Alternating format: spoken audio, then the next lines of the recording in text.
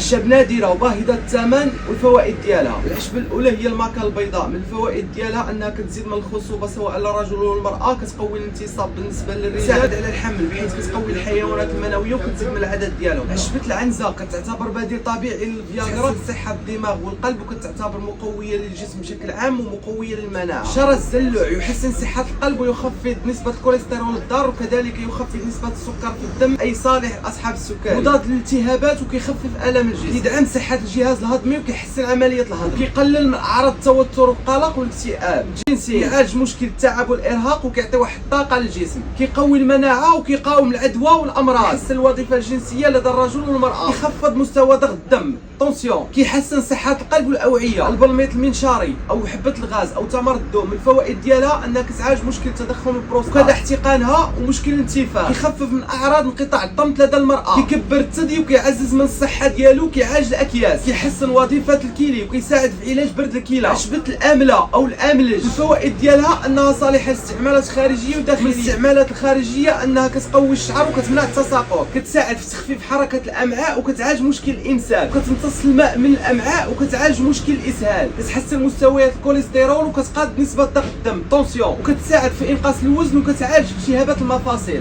المورينغا أم الأعشاب، من الفوائد ديالها أنها كتقاد نسبة السكر في الدم، كتعاون على تخسيس الوزن، تطرد السموم من الجسم، كتعتبر علاج لنزلات البرد والأنفلونزا وأمراض الحساسية، وكتقوي المناعة. الصفد الموصلي يعالج مجموعة من الأمراض الجنسية على رأسهم هربس الجنسي ومرض بهجت، يزيد من الرغبة الجنسية وكيقوي الانتصاب بالنسبة للرجال، وكيزيد من الخصوبة وكيساعد على الحمل بالنسبة للنساء، وكيقوي الذاكرة وكيوقي من الإصابة بمرض الزهايمر والخرف المبكر والنسيان، كيعالج نقص فيتامين دي وهشاشة العظام وكيقوي العضلات. عشبة الشيكاكاي، من فوائدها الاستعمالات الخارجيه انها كتنظف فروه الراس وكتعالج فطريات ومشاكل صدفيه، كتصيب الجلده ديال الراس، كتقوي بصيلات الشعر من الجذور وكتوقف تساقط الشعر. احسن عشبه كتقضي على القشره من الاستعمال الاول.